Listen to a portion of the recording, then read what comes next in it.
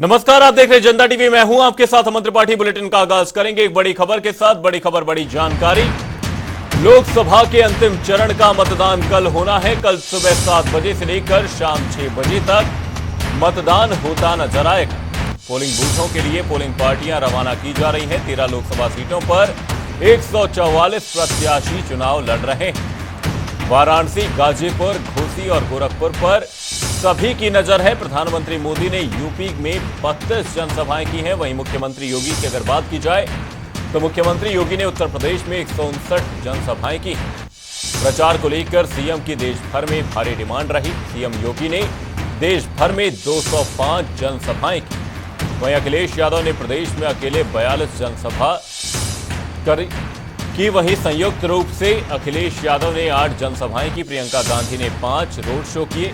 राहुल गांधी की भी इस दौरान सभाएं देखी गई। बसपा सुप्रीमो मायावती ने यूपी में 26 जनसभाएं की। आपको बता दें, लोकसभा चुनाव के आखिरी चरण का मतदान कल होना है। ऐसे में उत्तर प्रदेश की कई अहम सीटों पर कल वोट डाले जाने, जिसमें वाराणसी और गोरखपुर की सीट शामिल है। वहीं फाइनल फाइट की तैयारी है। पोलिंग पार्टियां रवाना कर दी गई हैं। 4 जून को यह साफ हो जाएगा कि देश में किसकी सरकार बननी है, किसकी सीट कहां बढ़ेंगी, कहां घटेंगी। ये तो चुनाव आंकड़ों के बाद, चुनावी नतीजों के बाद साफ हो पाएगा। 13 सीटों के रण की अगर बात करें, वाराणसी, घोसी, कुशीनगर, बांसगांव, सलेमपुर, बलिया, रॉबर्ट्सगंज, वाराणसी, मिर्जापुर, महाराजगंज, गोरखपुर, गाजीपुर, देवरिया और चंदौली, इन सीट पर कल मतदान होता नजर आएगा। 13 सीटों का यह रण है। अब किसके पक्ष में क्या कुछ समीकरण बनता हुआ नजर आएगा, यह तो चुनावी नतीजे साफ करेंगे। 13 सीटों के रण पर कल मतदान होना है। ऐसे में पोलिंग पार्टियां रवाना कर दी गई हैं। पुख्ता तैयारी है। वाराणसी की वो अहम सीट जहां से खुद प्रधानमंत्री मोदी चुनावी मैदान में है। गोरखपुर की सीट जहां से रवि किशन शुक्ला पर एक बार फिर से भारतीय जनता पार्टी ने भरोसा जताया है। अब ऐसे में पोलिंग पार्टियां रवाना कर दी गई हैं। मतदान केंद्रों पर कल सुरक्षा के पुख्ता इंतजाम देखे जाएंगे। ऐसे में 7वें चरण के रण को लेकर किसका पलड़ा भारी रहेगा, यह एक बड़ा सवाल है। 13 सीटों के रण पर किसके पक्ष में अंतिम समीकरण बनेंगे, 4 जून को जो साफ होता हुआ नजर आएगा। अब ऐसे में 13 सीटों के रण को लेकर मतदान होने हैं, जिसमें उत्तर प्रदेश की 13 सीटें शामिल हैं। वहीं देश भर में अब क्या कुछ समीकरण बनता हुआ नजर आएगा, यह 4 जून को साफ होगा जब नतीजों की घोषणा होगी। एनडीए इंडिया में कौन भारी, यह एक बड़ा सवाल है। इसी खबर पर वाराणसी से तमाम जानकारी के साथ हमारे सहयोगी धर्मेंद्र चौबे हमारे साथ जुड़े हुए। धर्मेंद्र जी, आपसे जानना चाहेंगे, 13 सीटों पर कल मतदान होने, जिसमें वाराणसी की एक अहम सीट जहां से खुद प्रधानमंत्री मोदी चुनावी मैदान में है। किस तरह से तैयारियां देख पा रहे हैं, किस तरह के पूरे इंतजाम वाराणसी में है, वहीं मतदाताओं में किस तरह का उत्साह है। साथ ही आपसे जानना चाहूंगा, मतदान को लेकर मौसम किस तरह से अनुकूल है या प्रतिकूल है, क्योंकि मतदान प्रतिशत बहुत ज्यादा अहम रोल रखने वाला है, क्योंकि 10 लाख वोटों से जीतने का यहां पर प्रधानमंत्री मोदी की ओर से कार्यकर्ताओं ने एक मार्जिन सेट किया है। देखिए अमन, जिस तरीके से भारतीय जनता पार्टी ने अंतिम चरण में वाराणसी में पूरी ताकत झोंक दी, और वाराणसी नहीं अपितु पूरे पूर्वांचल की जो रूपरेखा देखी जा रही है, पूर्वांचल के जो सीटों पे मतदान होना है अंतिम चरण का, प्रधानमंत्री मोदी की कहीं न कहीं पूर्वांचल के सीटों पे साख मानी जाती है। वाराणसी पूर्वांचल का केंद्र है और केंद्र से पूरी राजनीति तय होती है। और भारत समेत उत्तर प्रदेश सरकार के तमाम मंत्री और नेता, उत्तर प्रदेश के मुख्यमंत्री, डिप्टी सीएम और केंद्र के तमाम दिग्गज, अमित शाह से लेकर जेपी नड्डा तक वाराणसी में जमावड़ा बना चुके थे और लगातार प्रचार कर रहे। डोर टू डोर प्रचार हुआ और प्रधानमंत्री का जो जिस तरीके से भारत ने 400 पार का नारा दिया, और कहीं न कहीं वाराणसी में जो जीत का मंत्र भारतीय जनता पार्टी 400 पार के साथ साथ प्रधानमंत्री को 10 लाख के भारी मतों से जिताने की बात कह रही है, उसको लेकर भारतीय जनता पार्टी पूरी तरह से कवायद कर रही है। और कहीं न कहीं भारतीय जनता पार्टी पूरी अंतिम चरण की अंतिम रूपरेखा तैयार करके यहां से रवाना हुई है। और वाराणसी की बात की जाए तो वाराणसी सहित पूर्वांचल में तमाम सीटों पर चुनाव होना है। वाराणसी, गाजीपुर, चंदौली, उसके साथ साथ मऊ, घोसी, मिर्जापुर तमाम ऐसे सीट हैं जिसपे चुनाव होना है। और यहाँ पे अमन जातिगत समीकरण की बात करी जाए तो जातिगत समीकरण का चुनाव है और जातिगत समीकरण को साधते हुए भारतीय जनता पार्टी ने तमाम सीटों से जातिगत समीकरण को देखते हुए प्रत्याशियों को घोषित किया। अगर मऊ की बात करें तो वहां से राजभर ओम प्रकाश राजभर के बेटे लड़ रहे हैं, मिर्जापुर से अनुप्रिया पटेल लड़ रही हैं, तो कहीं न कहीं पूरी जातिगत समीकरण की रूपरेखा भारतीय जनता पार्टी तैयार करते हुए पूरे रण में कमर कसी है। अब देखने वाली बात यह होगी कि भारतीय जनता पार्टी का कल मतदान होगा और भारतीय जनता पार्टी की तैयारियां किस तरीके की हैं, और कल जब सुबह से मतदान प्रारंभ होगा जिसको लेके वाराणसी प्रशासन पूरी तरह से कमर कस चुका है। पोलिंग पार्टियां थोड़ी देर में रवाना होंगी। इस समय देखिए बूथ पे हम लोग हैं, ये बूथ बंद है, थोड़ी देर में इस बूथ पे पोलिंग पार्टियां आएंगी और यहाँ पे पूरी मुस्तैदी के साथ ईवीएम मशीन और तमाम फोर्सेज रहेंगी। तो पूरी रूपरेखा जो है जिला प्रशासन की वो तैयारी कर ली गई है और वाराणसी में चुनाव जो है प्रधानमंत्री की साख कही जाती है। तीसरी बार जो चुनाव है 10 लाख पार का जो नारा है, क्या इस बार वाराणसी काशी की जनता का फिर जैसे 2014, 2019 अब 2024 में उसी तरीके से आशीर्वाद मिलता है कि नहीं, ये देखने वाली बात होगी। अमन, इसी खबर पर तमाम जानकारी के साथ गाजीपुर से हमारे सहयोगी प्रमोद कश्यप भी हमारे साथ जुड़ गए। प्रमोद जी, आपसे जानना चाहूंगा गाजीपुर में किस तरह की तैयारियां देख पा रहे हैं? पोलिंग पार्टियां आज पहुंचती हुई नजर आएंगी, तमाम तैयारियां किस तरह से सुनिश्चित की गई हैं चुनाव आयोग के द्वारा? जी, आपको बताना चाहूंगा कि अंतिम और 7वें चरण के चुनाव को लिए जो है कि गाजीपुर से 6 जगहों से पोलिंग पार्टियां रवाना की जा रही है, जो कि 1622 जो है कि केंद्रों से जो है कि 2936 बूथों के लिए ये पार्टियां रवाना की जाएगी। ये लोकसभा 75 गाजीपुर और लोकसभा 72 ताकि वहां से पोलिंग पार्टियां रवाना की जाएगी। ये जो 1 तारीख को 7 बजे से मतदान पड़ने हैं, सुबह 7 बजे से इसकी पूरी तैयारियां की गई है। इसको लेकर के पोलिंग पार्टियां रवाना जो है कि सुबह 7 बजे से रवाना की जा रही है। जी, हमारे सहयोगी धर्मेंद्र चौबे का रुख करूंगा। धर्मेंद्र जी, आपसे जानना चाहूंगा वोटिंग परसेंटेज वाराणसी में कितना मायने रखता है, वो भी तब जब कार्यकर्ताओं द्वारा प्रधानमंत्री मोदी को 10 लाख वोटों से जिताने का एक लक्ष्य निर्धारित कर दिया गया है।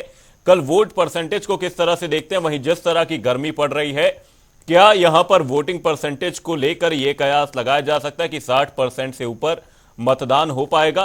क्योंकि जिस तरह के आंकड़े निकलकर सामने आए हैं कि 2 लाख मतदाताओं की ही बढ़ोतरी हुई है। 2019 के अगर हिसाब से बात करें तो 2 लाख मतदाताओं की बढ़ोतरी वाराणसी सीट पर देखी गई है।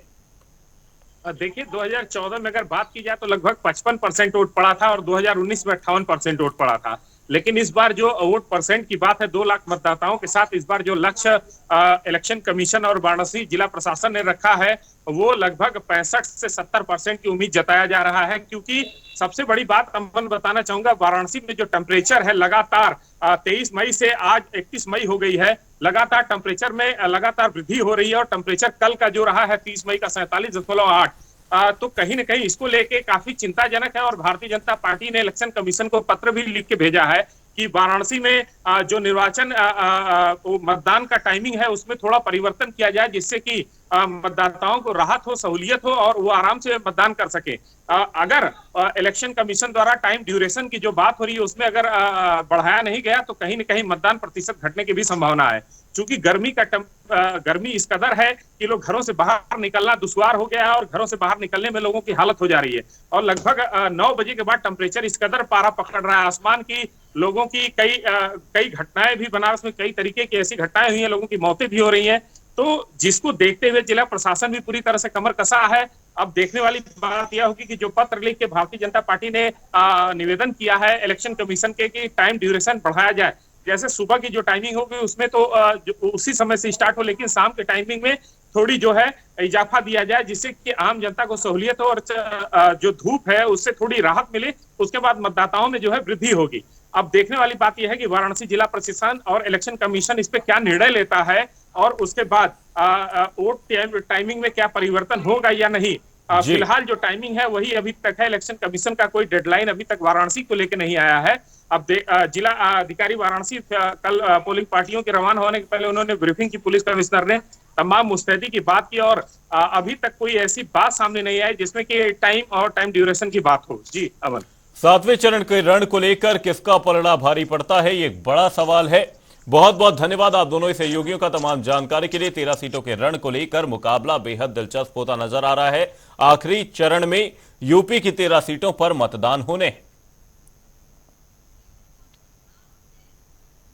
लोकसभा चुनाव 2024 के 7वें और आखिरी फेज का चुनाव प्रचार थमने के बाद पीएम मोदी आध्यात्मिक यात्रा के लिए कन्याकुमारी पहुंचे हैं, जहां वह 1 जून तक विवेकानंद रॉक मेमोरियल में मेडिटेशन करते नजर आएंगे। कन्याकुमारी में स्थित शिला पर कभी स्वामी विवेकानंद ने ध्यान लगाया था। पीएम ने सबसे पहले भगवती अम्मन मंदिर में दर्शन और पूजा अर्चना की। पीएम की तपस्या को लेकर सुरक्षा के पुख्ता इंतजाम किए गए हैं।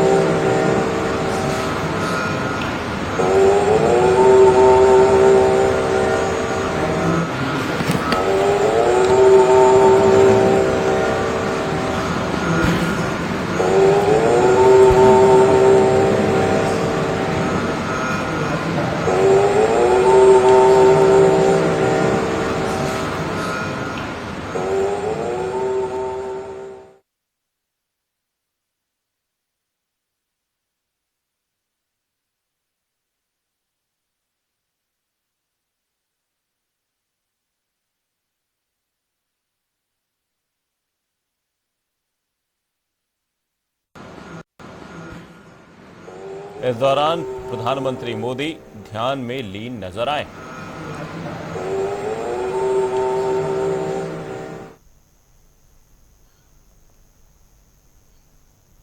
लोकसभा चुनाव 2024 के आखिरी चरण में 1 जून को मतदान होना है।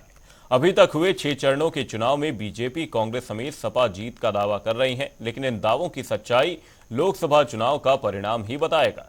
हमारे संवाददाता तौकीर किदवई की यह रिपोर्ट देखिए।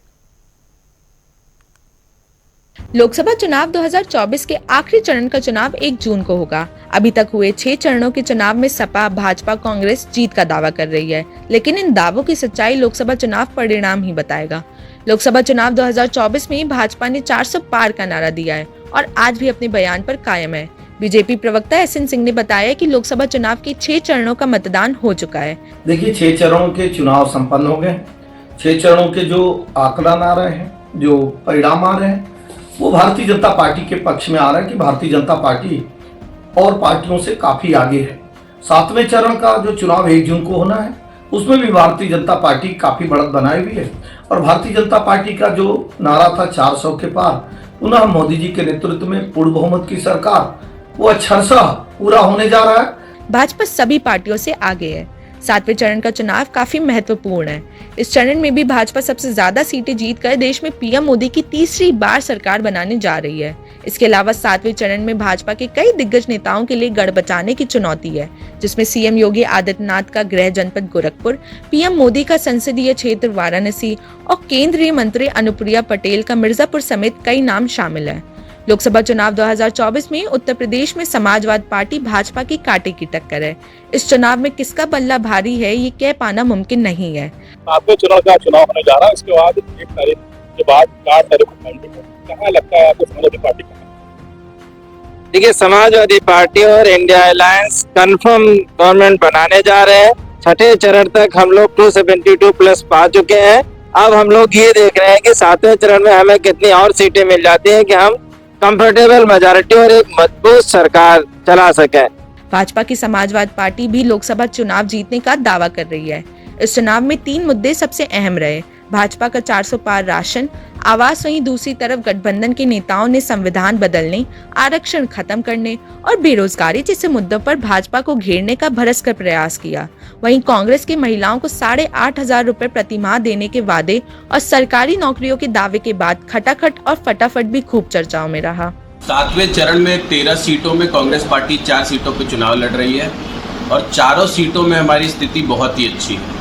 इस चरण की 10 से 12 सीटें इंडिया गठबंधन, समाजवादी पार्टी और कांग्रेस पार्टी जीतने जा रही है। पूरे देश में इंडिया गठबंधन की लहर चल चुकी है और भारतीय जनता पार्टी को जनता ने बाहर का रास्ता दिखाने का मन बना लिया है। लोकसभा 2024 के 6 चरणों का मतदान हो चुका है। 7वें चरण का मतदान 1 जून को होना है। इसमें कई दिग्गजों की जो साख है वो दांव पर है। पूर्वांचल की करीब 13 सीटों पर चुनाव होना है, जिसमें पीएम नरेंद्र मोदी का वाराणसी क्षेत्र भी शामिल है। इसके अलावा उत्तर प्रदेश के सीएम योगी आदित्यनाथ का गृह जनपद गोरखपुर भी शामिल है। केंद्रीय मंत्री अनुप्रिया पटेल का मिर्जापुर और इसके अलावा गाजीपुर मुख्तार अंसारी के लिए जाना जाता था, वहां पर भी अफजाल अंसारी इस बार मैदान में है। उत्तर प्रदेश की 13 लोकसभा सीटों पर कई दिग्गज इस बार मैदान में है। माना यह जा रहा है कि पूर्वांचल जो समाजवादी पार्टी दावा करती है कि वहां पर वो मजबूत स्थिति में है, वहां पर उनका क्या हल होगा, ये तो आने वाला वक्त बताएगा। कैमरा पर्सन आशीष के साथ डॉक्टर की जनता टीवी लखनऊ। लोकसभा चुनाव के अंतिम चरण के लिए चुनाव अभियान थम गया है। प्रधानमंत्री नरेंद्र मोदी ने पंजाब के होशियारपुर में एक रैली के साथ अपने चुनावी अभियान का समापन किया। इसके साथ ही उन्होंने अपने ही रिकॉर्ड को तोड़ दिया और तकरीबन 206 रैलियां कर डाली। देखिए भीषण गर्मी के बीच प्रधानमंत्री के प्रचंड प्रचार पर यह खास रिपोर्ट। देश भर में लोकसभा चुनाव चल रहे हैं, जिसको लेकर देश भर में धुआंधार रैलियों का तांता लगा रहा। इस बीच प्रधानमंत्री नरेंद्र मोदी की रैलियों को लेकर चर्चाएं हो रही हैं। चर्चाएं कुछ ऐसी कि प्रधानमंत्री मोदी ने इस बार अपना ही रिकॉर्ड तोड़ दिया। इस बार उन्होंने 206 रैलियां, इवेंट और रोड शो किए। इस साल 16 मार्च को घोषित चुनाव कार्यक्रमों के बाद से लोकसभा चुनाव का प्रचार अभियान 75 दिनों तक चला। इस चुनाव प्रचार में प्रधानमंत्री नरेंद्र मोदी ने जमकर प्रचार किया। साल 2019 के लोकसभा चुनाव में प्रधानमंत्री मोदी ने कुल 142 रैलियां की थी। प्रधानमंत्री मोदी ने चुनाव प्रचार के दौरान 4 राज्यों पर सबसे ज्यादा फोकस किया। यूपी, बिहार, महाराष्ट्र और पश्चिम बंगाल में प्रधानमंत्री ने सबसे ज्यादा रैलियां की। खास बात है कि इन राज्यों में लोकसभा की 210 यानी करीब 40% सीटें हैं। आंध्र प्रदेश के पालनाडु से चुनाव प्रचार की शुरुआत कर प्रधानमंत्री मोदी ने इस अभियान का समापन 30 मई को पंजाब के होशियारपुर में किया। आंकड़ों पर गौर करें तो औसतन हर दिन प्रधानमंत्री मोदी ने 2 से ज्यादा रैलियां और रोड शो किए और साथ ही कार्यक्रमों में भी हिस्सा लिया। लोकसभा चुनाव के अंतिम चरण का मतदान 1 जून को होना है और 4 जून को नतीजे आने हैं। ऐसे में नतीजों का दिन ही बताएगा कि रैलियों का ये आंकड़ा बीजेपी के चुनावी आंकड़े को कितना सपोर्ट करता है। ब्यूरो रिपोर्ट, जनता टीवी।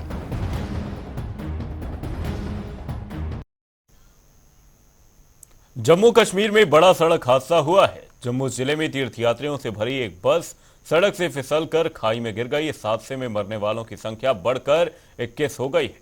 वहीं जम्मू कश्मीर पुलिस ने इसकी पुष्टि की है। अधिकारियों ने बताया कि यह दुर्घटना चौकी चौरा में तंगली मोड़ पर हुई, जहां बस लगभग 150 फीट नीचे खाई में लुढ़क गई, जिसमें लगभग 60 लोग घायल भी हो गए हैं, जिन्हें अखनूर अस्पताल और सरकारी मेडिकल कॉलेज में भर्ती कराया गया है। आपको बता दें कि बस में उत्तर प्रदेश के हाथरस के अलावा राजस्थान के करीब 90 लोग सवार थे और सभी हाथरस से शिवखोड़ी जा रहे थे। वहीं इस मामले में पीएम नरेंद्र मोदी ने मृतकों के परिजनों को 2-2 लाख रुपए देने की घोषणा की है। साथ ही घायलों को 50,000 रुपए दिए जाएंगे। उसमें 10 लोग यहाँ से गए थे। हम प्रयास कर रहे हैं वहाँ पे कांटेक्ट करने की, प्रशासन से हम कांटेक्ट में हैं। ज़्यादातर लोगों की हमें सूचना मिली है कि वो सही है। कुछ लोग जो सूची में हमें अभी ज्ञात हुआ है कि मृतक हैं, हम अभी आइडेंटिफाई करा रहे हैं। एक बार सारी ऑफिशियल सूचना आ जाए फिर हम आपको ऑफिशियली पूरी लिस्ट शेयर कर देंगे। तब तक मैं एक बार वहाँ प्रशासन से बात करके और लोगों को थोड़ा सा इन्फॉर्मेशन दे दूँ ताकि तसल्ली हो जाए। देखिए अभी तो हम लोग कोशिश कर रहे हैं कि एग्जैक्टली जो नंबर्स हैं वो पता चल सके। तो अभी हमारे पास जो सूची डीसी जम्मू के माध्यम से आई है उसमें 5 व्यक्ति हाथरस के हैं। उसके अलावा अभी वहाँ पे लगातार काम हो रहा है, तो जैसे ही कुछ शेयर होता है हम आपको बताते हैं। बुलेटिन में फिलहाल के लिए सिर्फ इतना। कहीं जाएगा नहीं। जनता टीवी पर खबरों का सिलसिला रहेगा जारी। तब तक के लिए नमस्कार।